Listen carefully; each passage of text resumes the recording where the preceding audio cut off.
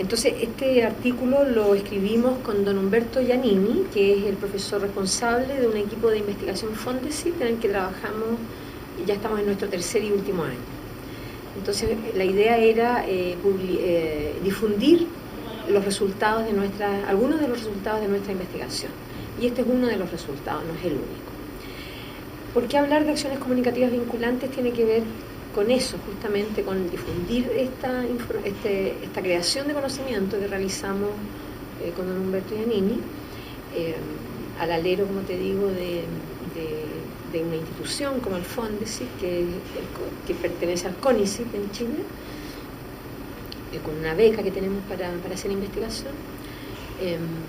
Y por otro lado, el tema, esta ponencia se instala dentro de una investigación, un proyecto de investigación completo que duró 3 años con y que se llama El horizonte ético-político del perdón y la promesa, claves para una ética dialógica. Ese es como el proyecto completo. Y en esta parte lo que nosotros estamos intentando hacer, en la ponencia que hizo hoy día, estamos tratando de mostrar que cuando las personas nos comunicamos, lo que ocurre ahí es más que una transferencia de información, es mucho más que eso, es imposiblemente, es muchísimo más que eso. Lo que nosotros estamos haciendo es, en realidad, vinculándonos al otro como un legítimo otro, reconociéndolo como un otro igual que nosotros, en el sentido de que somos ambos seres humanos, y creando un lazo, un vínculo, a través de estas acciones comunicativas, ¿no? Entonces yo hablaba, por ejemplo, de prometer. Cuando yo le hago una promesa, en ese momento se crea un lazo de nosotros donde usted queda esperando que yo cumpla la promesa y yo asumo la obligación de cumplir esa promesa, ¿sí? Y ese es el lazo. Entonces, obviamente la promesa es una acción comunicativa que yo enuncio ahora, en el presente, frente a frente. Pero esa promesa misma, el contenido, lo voy a cumplir en un futuro próximo o lejano. Y si yo no lo cumplo en un futuro próximo o lejano, no es que yo no haya hecho la promesa, es que no la cumplí allá, en el futuro. O sea, tiene que ver más con el contenido. Te voy a mandar un libro cuando llegue a Chile.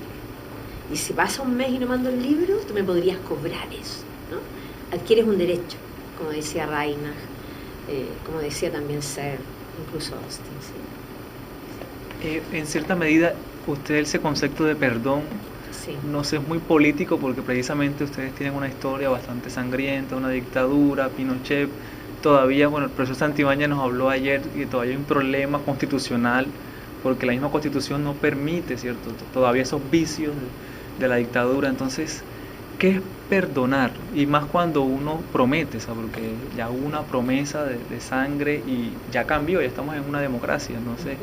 ¿Por qué ese perdón en su investigación? Yo te contaba hace un momento en el pasillo que este año, justamente para ir terminando nuestra investigación, yo ideé un curso que estoy dictando en la carrera de Ciencia Política de la Universidad de Diego Portales, un optativo de profundización, que se denomina Del perdón intersubjetivo al perdón político, que también es parte de nuestra investigación por el título que ya te dije.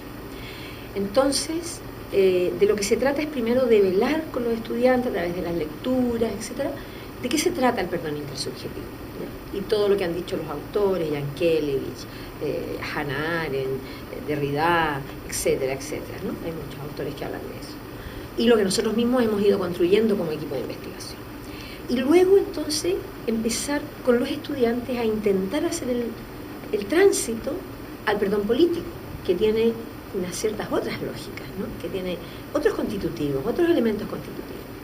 Entonces, este curso yo lo ideé en función de lecturas y vemos videos en que ciertas autoridades públicas piden perdón.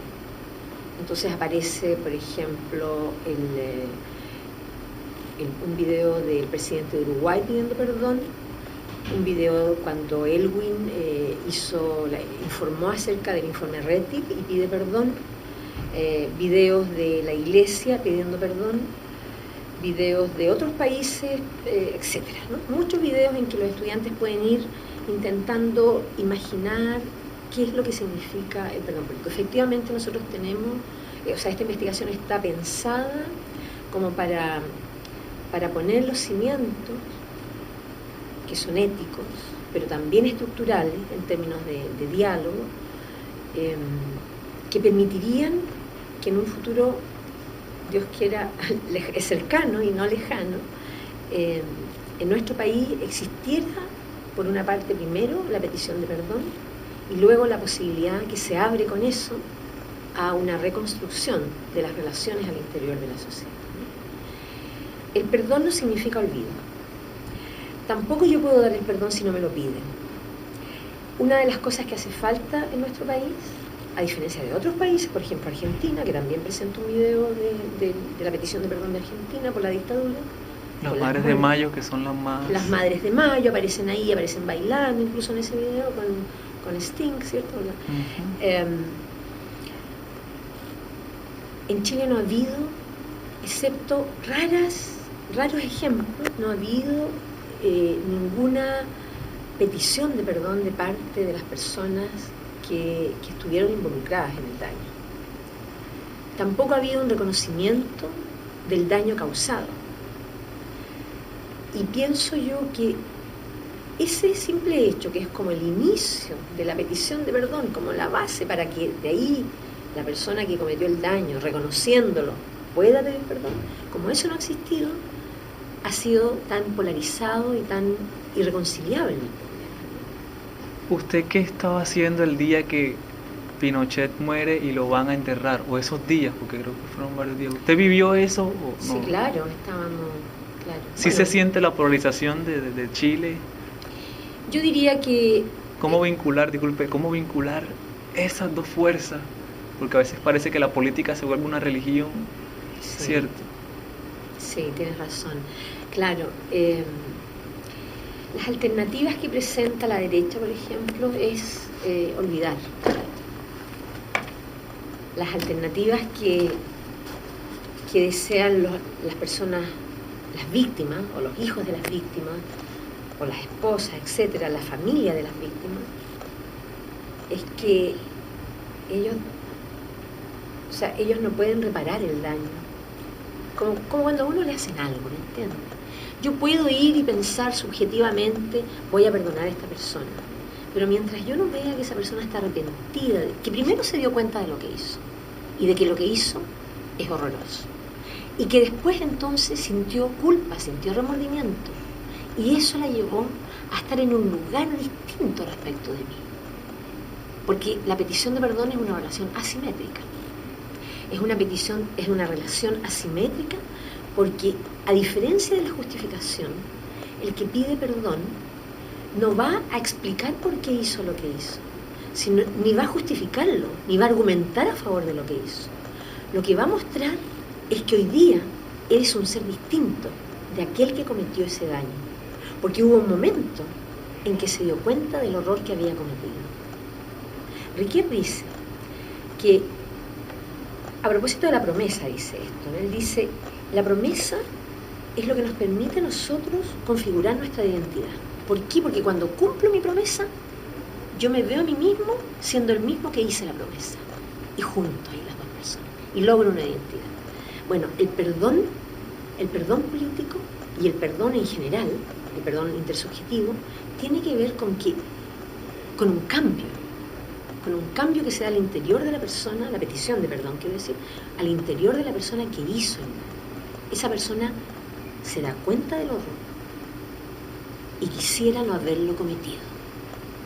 Y cuando una persona está en ese lugar, se transforma en otra persona.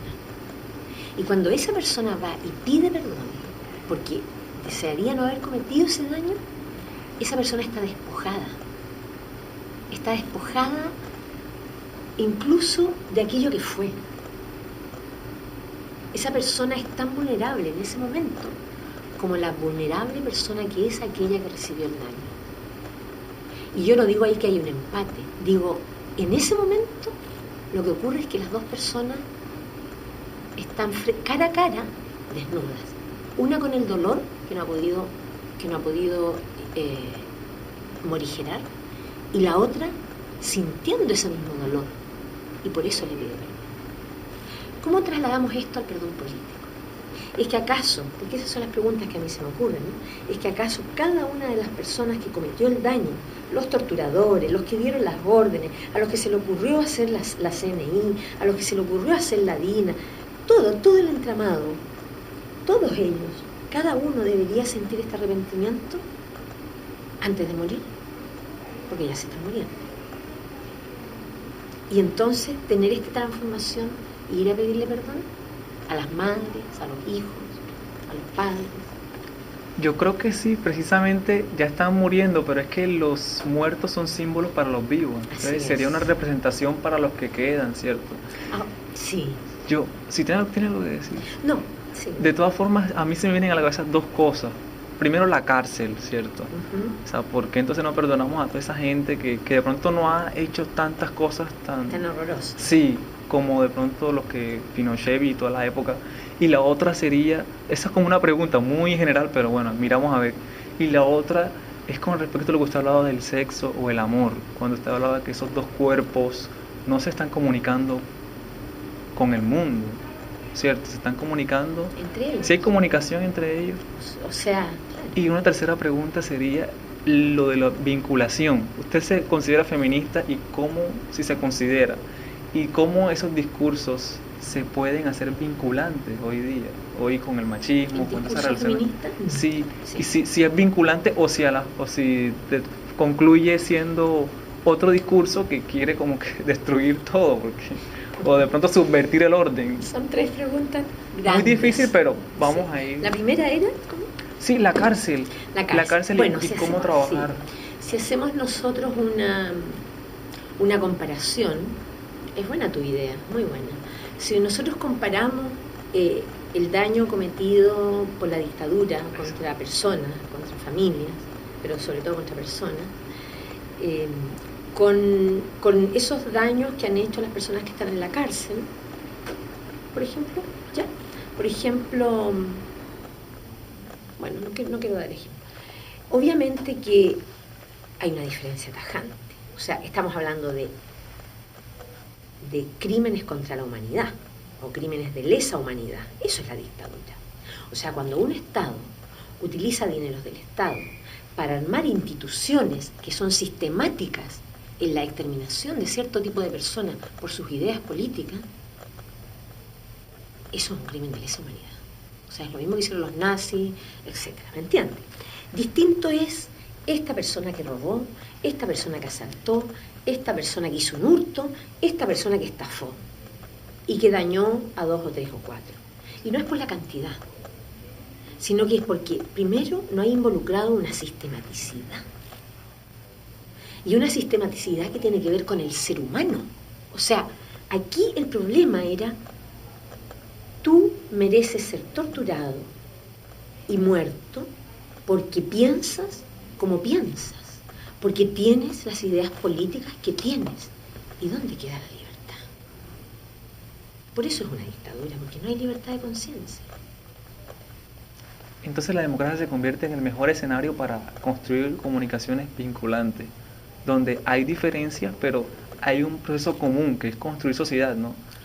Pero, ¿qué pasa cuando hay un dictador que tiene en la cabeza una idea o una utopía de nación? Porque ellos tienen su idea, o sea, ¿qué quería Hitler? Hitler quería una raza pura aria, ¿cierto? Entonces, pero todo lo que está por fuera de ello hay que eliminarlo. Entonces, ¿dónde se convierte? Es que ese horror, porque lo que tú estás brillantemente describiendo, es el horror de no ver al otro. ¿Te fijas? Porque en una sociedad, o sea, nosotros hasta el momento pensamos que el mejor tipo de sociedad en la que podemos vivir es la sociedad democrática. ¿Por qué? Y lo pensamos hace más de 2000 años, no hace 2500 años. ¿Por qué pensamos eso?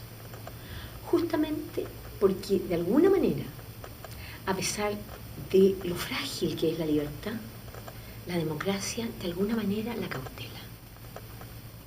Cautela la libertad de que tú pienses como pienses, hagas lo que desees hacer, siempre y cuando no le hagas daño al otro, a cualquier otro, porque todos los otros son un legítimo otro.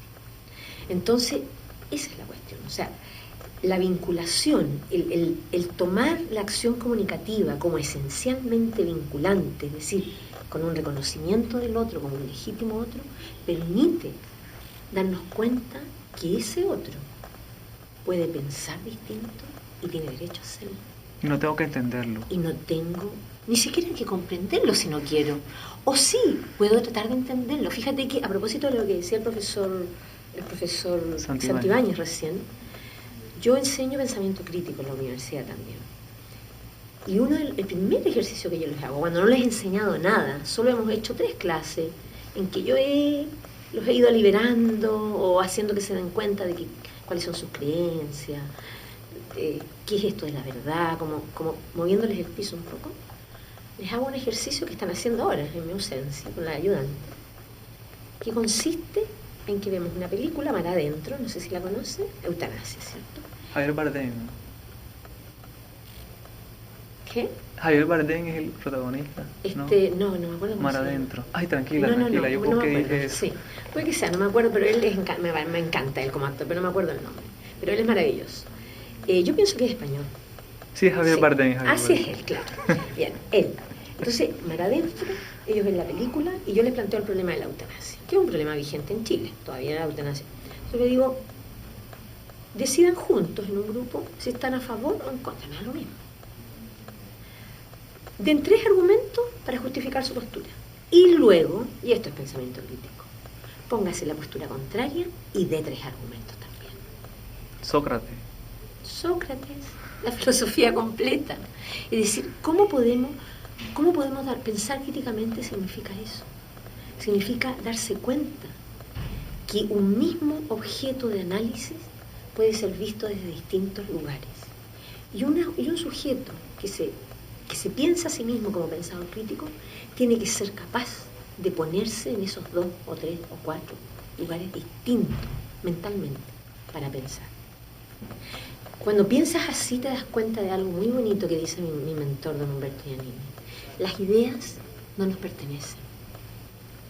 Las ideas van y vienen.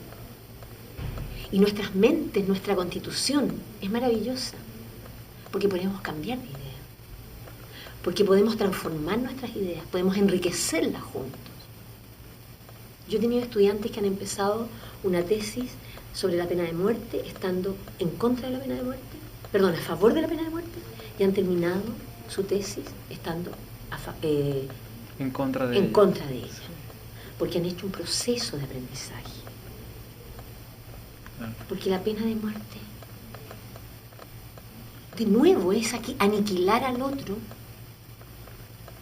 Porque cuando uno castiga jurídicamente, no castiga, o cuando perdona más bien, cuando uno perdona, no perdona el hecho.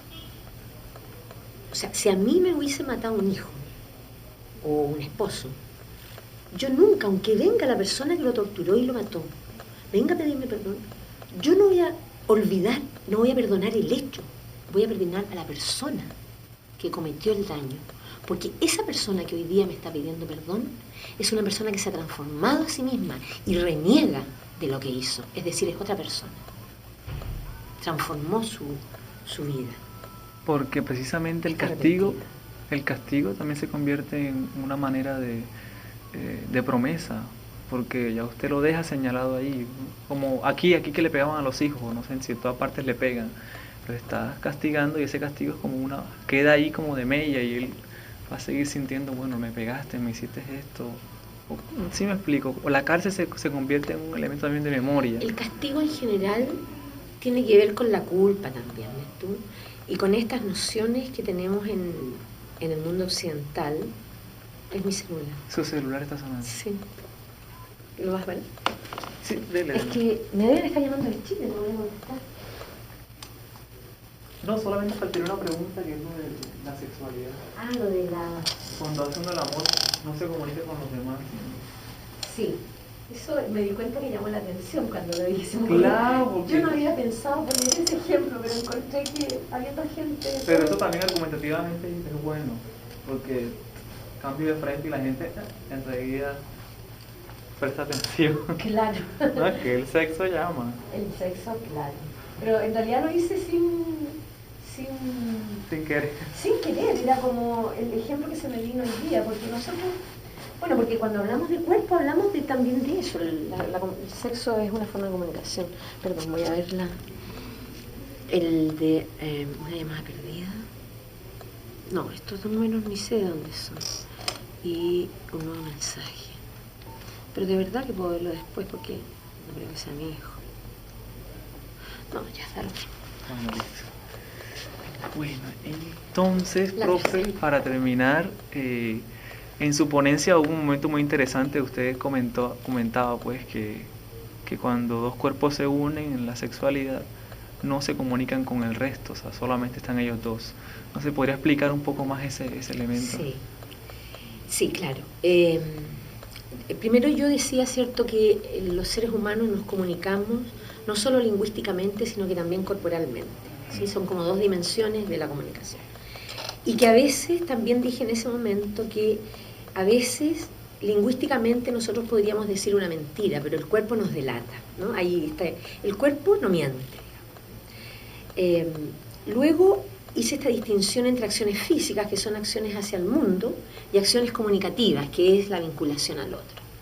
Y en la acción física, como poner un cuadro, pintar un cuadro, por ejemplo, no hay una comunicación, no hay una vinculación con un otro, a menos que sea como la pregunta que me hizo el chico, que viene otro después, mira el cuadro y no sé, pero ahí está la comunicación, porque la comunicación, la acción comunicativa siempre es presente. ¿En qué sentido? Entonces ahí di el ejemplo de la relación sexual.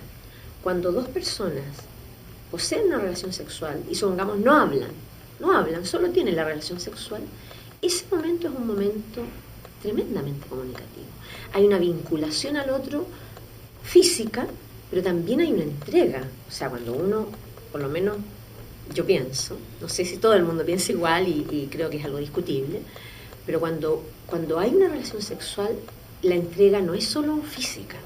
Ahí está el ser íntegro de uno en esta entrega, y en verdad el mundo desaparece en ese momento. O sea, si uno tiene una verdadera relación sexual, el mundo se borra y quedan solo estas dos personas comunicándose, entregándose mutuamente, ¿no? Yo habría que decirle algo. Es la costa, aquí en Cartagena bailamos mucho y somos me encanta. Muy candentes en ese sentido, como latinos.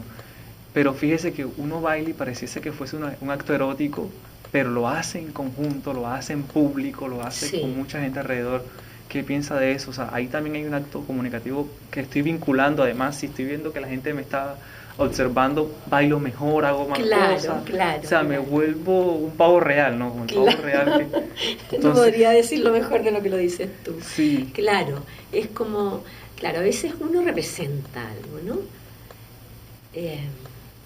Yo creo que bailar, por ejemplo, es un baile en común. Yo a veces doy el ejemplo del baile cuando